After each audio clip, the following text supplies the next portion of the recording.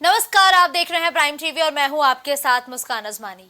निर्भीक, निडर और निश्चल। दरअसल प्रधानमंत्री नरेंद्र मोदी के ये तीन अलग अलग किरदार है जो इन 9 सालों में देश भर की जनता ने देखा है। और आज उन्हीं प्रधानमंत्री नरेंद्र मोदी का 73वां जन्मदिन है। पीएम के जन्मदिन के मौके पर बीजेपी देश भर में कई कार्यक्रमों का आयोजन कर रही है। प्रधानमंत्री के जन्मदिन के मौके पर देश और दुनिया के तमाम नेता उन्हें बधाई दे रहे हैं। वहीं भारतीय जनता पार्टी के पीएम के जन्मदिन को खास बनाने के लिए कई कार्यक्रमों का आयोजन भी हो रहा है। जबकि प्रधानमंत्री मोदी के जन्मदिन पर यूपी में भी खास तैयारियां की गई हैं। सीएम योगी ने पीएम मोदी को जन्मदिन की बधाई देते हुए प्रधानमंत्री के जीवन पर आधारित प्रियदर्शनी का अवलोकन किया। इस दौरान तमाम बड़े नेता भी मौजूद रहे। तो देखिए, ये तीन अलग अलग तस्वीरें और ये तस्वीरें यूपी के अलग अलग जिलों से हैं। वाराणसी, सुल्तानपुर और प्रयागराज में प्रधानमंत्री नरेंद्र मोदी के जन्मदिवस के मौके पर कई कार्यक्रमों का आयोजन किया गया, जहां पूजा पाठ का भी आयोजन हुआ। प्रधानमंत्री नरेंद्र मोदी के लंबे आयु और उनके अच्छे स्वास्थ्य के लिए देश भर की जनता इस वक्त पूजा अर्चना करती हुई भी नजर आई। और तीन अलग अलग जनपदों की ये तस्वीरें हैं जहां प्रधानमंत्री मोदी की लंबी आयु के लिए पूजा अर्चना की गई है। दरअसल आज प्रधानमंत्री नरेंद्र मोदी का 73वां जन्मदिन है। पीएम मोदी के जन्मदिन को भाजपा सेवा पखवाड़े के तौर पर मना रही है। इसके अलावा देश के कई हिस्सों में कई कार्यक्रम मनाए जा रहे हैं। बताया जा रहा है कि पीएम मोदी के जन्मदिन को लेकर सुल्तानपुर में भाजपा के कार्यकर्ताओं ने नगर के डाकखाने चौराहे पर पंचमुखी हनुमान मंदिर पर पूजा अर्चना कर पीएम का 73वां जन्मदिन धूमधाम से मनाया है, जिससे लोगों में खुशी की लहर भी देखने को मिली। तो ये तस्वीरें सुल्तानपुर से है, जहां प्रधानमंत्री नरेंद्र मोदी का जन्मदिन बेहद ही धूमधाम के साथ मनाया गया। इस दौरान भाजपा के कार्यकर्ताओं ने हवन पूजन का भी आयोजन किया और उनके जन्मदिन के मौके पर केक काटने के साथ ही हवन पूजन के जरिए उनकी लंबी आयु की पूजा अर्चना और कामना भी की है।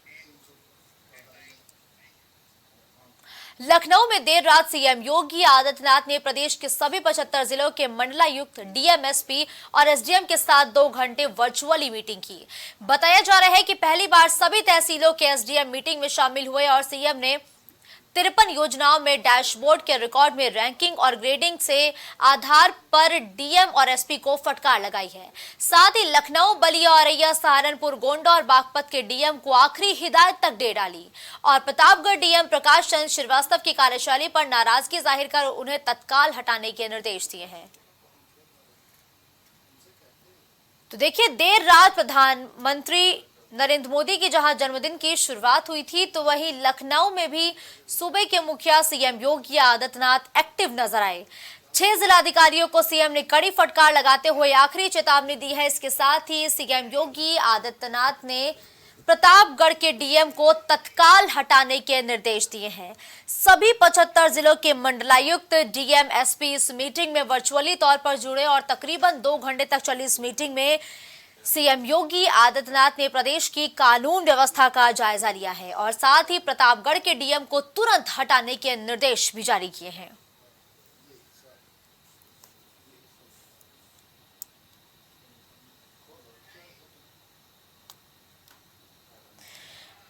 तो देखिए, सीएम योगी आदित्यनाथ ने बोला कि प्रतापगढ़ के डीएम को तत्काल हटाओ। लखनऊ, बलिया समेत 2 जिलाधिकारियों को फटकारा है और अब एसडीएम का भी रिपोर्ट कार्ड तैयार होगा। तो देखिए, जहां एक तरफ 2024 के लोकसभा चुनाव से पहले सांसदों का, जिलाध्यक्षों का रिपोर्ट कार्ड तैयार किया जा रहा है, तो वहीं अब सीएम योगी आदित्यनाथ एसडीएम का भी रिपोर्ट कार्ड तैयार करते हुए नजर आएंगे। विवेक इस खबर पर ज्यादा जानकारी के लिए इस वक्त हमारे साथ जुड़ चुके हैं। विवेक, देखिए, देर शाम सीएम योगी ने 75 जिलों के मंडलायुक्त, डीएम, एसपी और एसडीएम के साथ 2 घंटे तक वर्चुअली मीटिंग की और कहा जा रहा है कि पहली बार सभी तहसीलों के एसडीएम भी मीटिंग में शामिल हुए। इस मीटिंग की वजह क्या बताई गई और क्या कुछ दिशा निर्देश इस मीटिंग में अधिकारियों को दिए गए हैं? देखिए मुस्कान, अगर बात करें तो उत्तर प्रदेश के मुख्यमंत्री योगी आदित्यनाथ ने कल वर्चुअल माध्यम से मंडलायुक्तों और साथ साथ जो बात की जाए तो एसडीएम है, इनको वर्चुअली रूप से संबोधित भी किया। और इस जो वर्चुअली मीटिंग की बात कही जा रही है, कहीं न कहीं कानून व्यवस्था और तमाम ऐसे प्रकार के मुद्दे हैं जिनको लेकर मुख्यमंत्री योगी आदित्यनाथ ने साफ अपने निर्देश दे दिए हैं। जिस प्रकार से लगातार उत्तर प्रदेश की सरकार बेहतर कानून व्यवस्था और जीरो टॉलरेंस की नीति की बात करती है, तो इसमें अब पैनापन लाने के के लिए सभी मंडला आयुक्तों और साथ ही साथ अगर बात की जिला अधिकारियों और जो तहसील लेवल के जो तहसीलदार है ये भी इस वर्चुअल मीटिंग में शामिल हुए। और बात की जाए तो उत्तर प्रदेश सरकार के द्वारा जो जरूरी दिशा निर्देश इस क्षेत्र में दिए जा रहे हैं उनको लेकर खास तौर पर ये मीटिंग की जा रही थी। साथ ही साथ अगर बात की जाए तो जिस तरीके से उत्तर प्रदेश सरकार लगातार इस प्रकार के वर्चुअली माध्यम से बैठक करके मीटिंग करके अधिकारियों को दिशा निर्देश देती रहती है ताकि उत्तर प्रदेश में बेहतर कानून व्यवस्था का पालन किया जा सके। साथ ही साथ कई ऐसे अन्य भी मुद्दे रहे हैं जिस पर बात की जाए तो उत्तर प्रदेश के मुख्यमंत्री ने तमाम इन अधिकारियों को निर्देश जारी किए हैं कि किसी प्रकार की जो ढिलाई है उनके स्तर से न की जाए। जिस प्रकार से अगर बात की जाए तो सभी जो अधिकारियों के यहाँ फरियादी फरियाद लेकर आते हैं, अपनी समस्या का निस्तारण के लिए आते हैं। साथ ही साथ मुख्यमंत्री खुद बात की जाए तो अपने आवास और साथ ही साथ गोरखनाथ के आवास पे फरियादियों की जो फरियाद है वो सुनने के काम करते हैं। तो कहीं न कहीं इस मामले में जोर दिया गया है कि अगर फरियादी फरियाद लेकर आ रहा है तो उसका निस्तारण जल्द से जल्द किया जाए। ठीक है, धन्यवाद विवेक इस खबर पर हमारे साथ जुड़ने के लिए।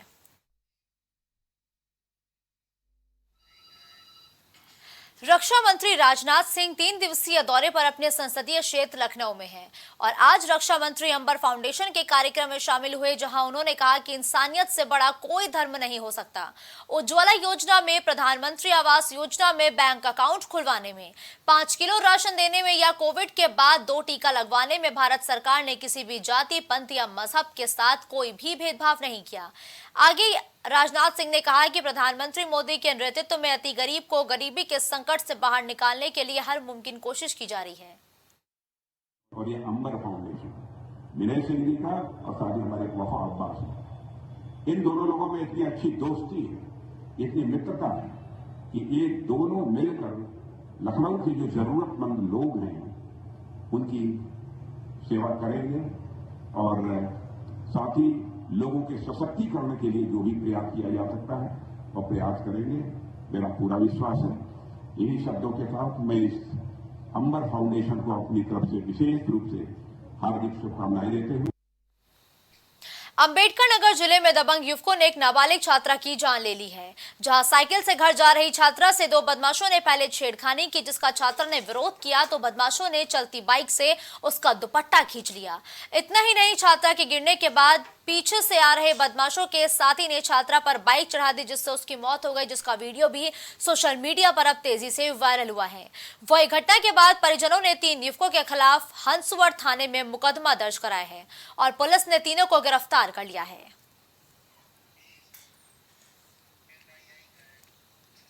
अब खबर रायबरेली से है, जहां डीएम माला श्रीवास्तव और पुलिस अधीक्षक आलोक प्रियदर्शी ने संपूर्ण समाधान दिवस पर फरियादियों की समस्याओं को सुना है। बताया जा रहा है कि जनपद के डलमऊ तहसील में संपूर्ण समाधान दिवस पर उमड़ी फरियादियों की भीड़ में कुल 71 शिकायतें आई, जिसमें 11 शिकायतों का तुरंत निस्तारण भी किया गया है। वहीं डीएम ने बताया कि शासन की मंशा के अनुरूप संपूर्ण समाधान दिवस के मौके पर फरियादियों की समस्या का प्राथमिकता के साथ निस्तारण किया जाए। इसके लिए उन्होंने अपने मतहतों को निर्देश भी जारी किए हैं। शिकायतें प्राप्त हुई है, मांग शिकायत पत्र है और उनमें से 11 को मौके पर सुलझाया जा सका है। बाकी जो प्रार्थना पत्र है उसमें अधिकारियों को निर्देश दिया है। कुछ में ज्वाइंट संयुक्त टीमें अंतर विभागीय गठित की है कि मौके पर जाकर मौके की स्थिति और अन्य पक्षकारों का भी पक्ष प्राप्त करते हुए जो अभिलेख की स्थिति है उसको देखते हुए नियम से निस्तारण करें और त्वरित कार्रवाई से संबंधित पक्षकारों को अवगत भी कराएं। मैडम, आज किसान आए थे कुछ आवारा पशु को लेकर के और जो कटी क्षेत्र जो पानी में डूबा हुआ था उनको मुआवजा लेकर कुछ। देखिए, जहाँ तक हाल के दिनों में अतिवृष्टि हुआ था तो उसके फलस्वरूप धान की फसल को जहाँ तक हम लोगों ने समीक्षा किया है, नुकसान पहुँचने की स्थिति नहीं है। उसको रायबरेली क्षेत्र के डलमऊ तहसील के आदर्श बाल विद्या मंदिर स्कूल के प्रबंधक किशोरी लाल यादव पर फर्जी जमीन का बैनामा कराने का आरोप लगा है, जिसके बाद उस बैनामे से प्रभावित करीब 50 परिवार के लोगों ने डीएम से शिकायत की है। दरअसल आज कुछ लोग डीएम माला श्रीवास्तव से शिकायत करने के लिए पहुंचे। वहीं पीड़ित ने बताया कि स्कूल के प्रबंधक ने आसपास की जमीन का बैनामा लेखपाल की साठगांठ से करा लिया, जिस पर लगभग 40 मकान बने हुए हैं और स्थानीय लोगों का कहना है कि वो लगभग 150 सालों से वहां पर काबिज है। मामला ये है कि हम लोगों की ज़मीन बहुत पूर्वजों की है और अब किशोरी लाल यादव ने कब्जा कर रखा है और बोल रहे हैं कि हमारे नाम हो गई है, कब्जा कर रहे हैं। किसकी ज़मीन है ये? ज़मीन हम लोगों की है, हमारे बाप दादे यहीं पे रहे, यहीं पे मर गए। अब हम लोग 60-65 साल उम्र हो गई है, हम लोग कहाँ जाएं? ये मकान कब से बने हुए हैं, कितने साल हो गए? लगभग 100-150 साल से लोग रह रहे हैं। ये विद्यालय कब बना हुआ है, कब का बना है? लगभग विद्यालय को बने हुए ज़्यादा 30 साल हुए होंगे। इसके लिए कई उच्च अधिकारियों से आपने शिकायत किया? आप लोगों हमने ने डीएम के पास शिकायत किया है, क्या हुआ है? डीएम के साथ कोई कार्रवाई नहीं हुई।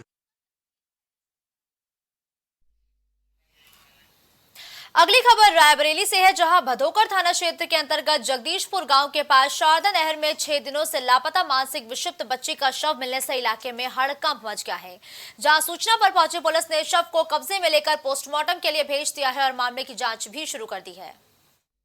पुल है उसके आगे ये भदोकर थाना क्षेत्र का एरिया पड़ता है। शारदा नहर के किनारे झाड़ियों के बीच में बच्चे के डेड बॉडी की सूचना थी।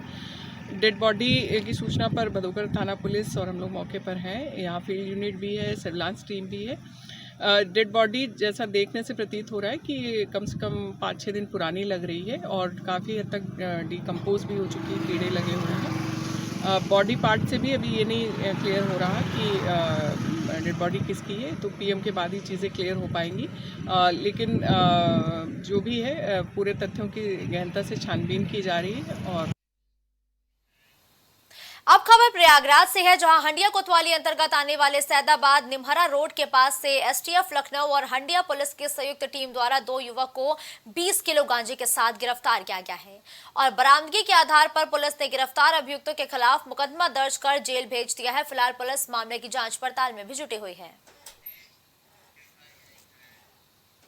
रुक करते हैं अगली खबर का, जहां रायबरेली के भदोकर थाना क्षेत्र में 21 दिन से लापता बालिका का शव शारदा सहायक नहर के किनारे झाड़ियों में मिलने से दहशत फैल गई है, जिसके बाद परिजनों ने हत्या कर शव को फेंके जाने की आशंका जताई है। वहीं सूचना पर पहुंची पुलिस ने शव को कब्जे में लेते हुए मामले की जांच भी शुरू कर दी है।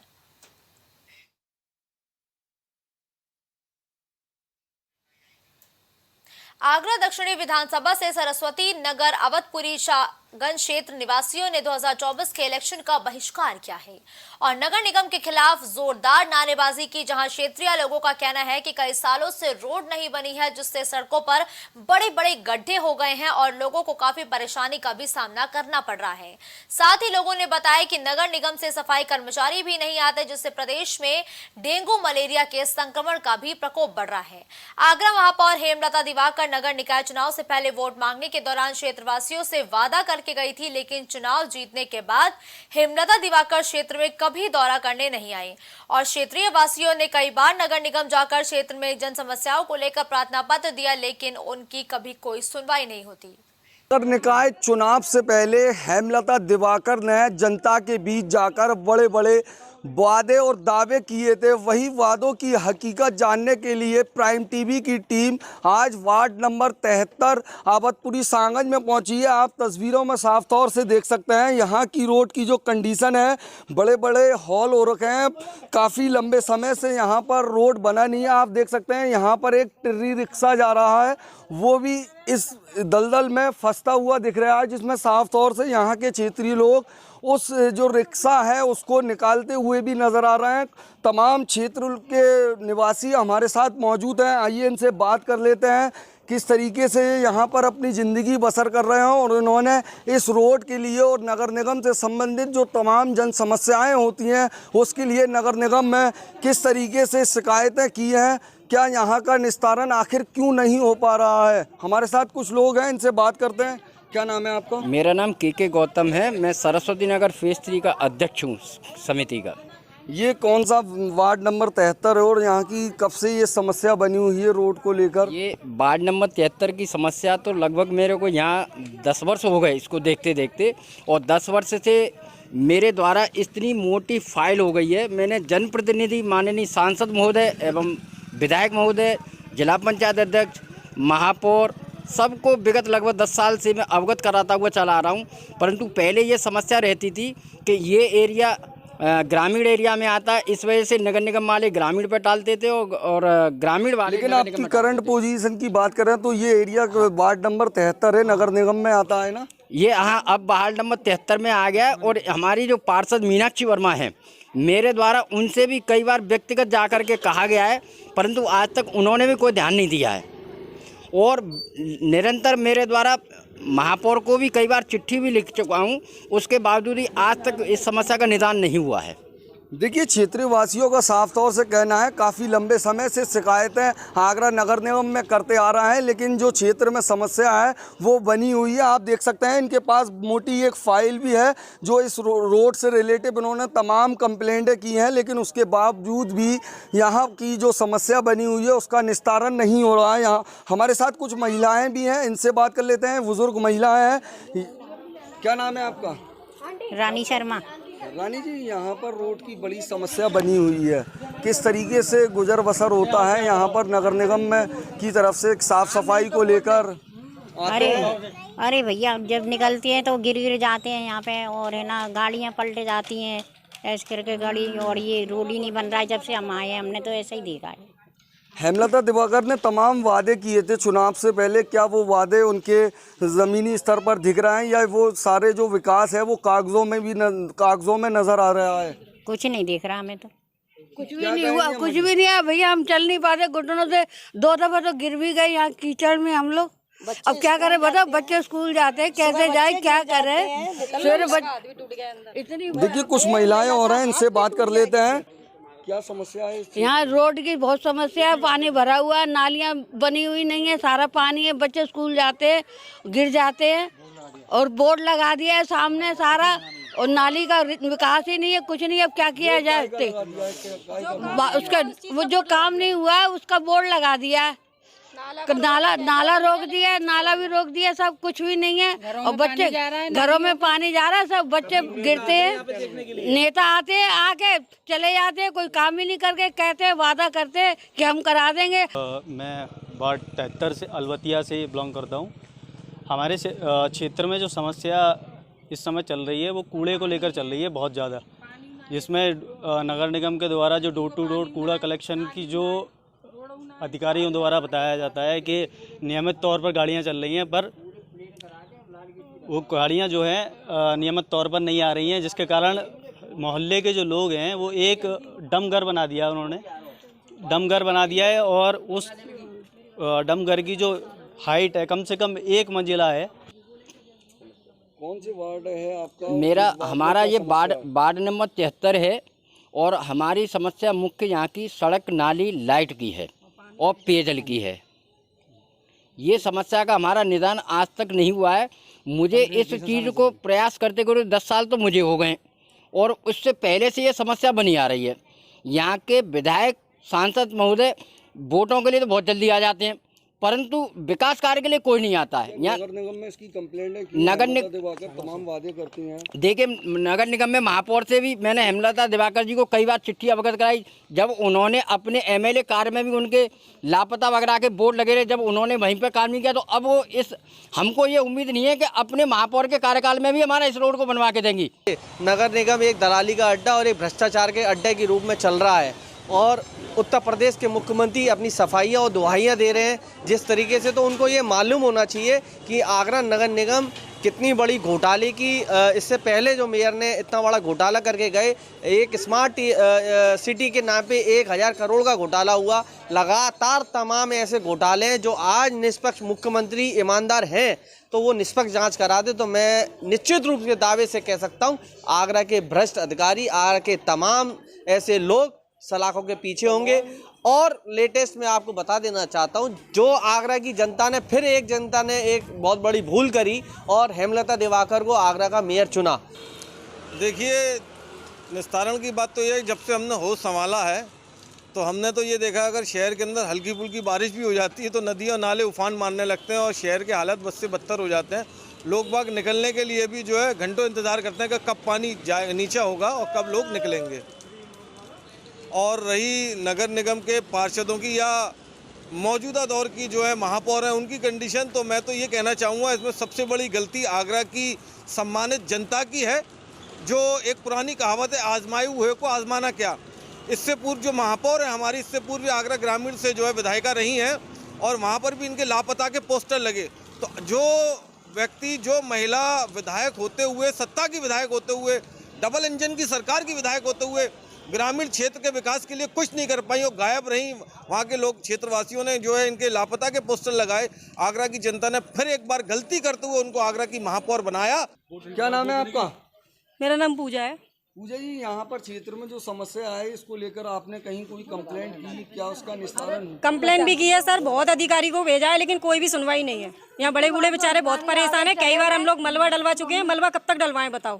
मलबा उत्तर प्रदेश सरकार के मुख्यमंत्री का साफ तौर से आदेश है कि दीपावली से पहले प्रदेश को गड्ढा मुक्त किया जाएगा। क्या उसका असर ताजनगरी आगरा के वार्ड नंबर 73 में दिख रहा है? सर हमको तो कुछ नहीं दिख रहा अभी। हमें कुछ दिख ही नहीं रहा, जब से है साल भर से ऊपर ही हो गया। देखिए, लोगों का साफ तौर से कहना है तमाम कंप्लेंट कर दी, उसके बावजूद भी यहाँ पर कोई कार्य नहीं हुआ है। तो कह सकते हैं कि नगर निगम की बड़ी लापरवाही है। जो वार्ड नंबर 73 के लोगों का साफ तौर से कहना है तकरीबन 8 से 10 साल से ये स्थिति बनी हुई है, लेकिन यहाँ पर नगर निगम की तरफ से अगर साफ सफाई की बात करें, पेयजल की बात करें और जो प्रदेश में डेंगू और मलेरिया का प्रकोप चल रहा है उसको लेकर एंटी जो लार्वा का छिड़काव है और फॉगिंग की व्यवस्थाएँ होती है वो भी यहाँ पर नहीं कराया जा रहा है। अब देखने वाली बात ये होगी कि वार्ड नंबर 73 की जो जनता है उनकी जो जन समस्या है कब तक नगर निगम द्वारा पूरी कराई जाती है। अपने सहयोगी उमर के साथ जीशान अहमद, प्राइम टीवी आगरा। इस बुलेटिन में फिलहाल के लिए बस इतना ही। देश और दुनिया की तमाम बड़ी खबरों के लिए आप देखते रहिए प्राइम टीवी।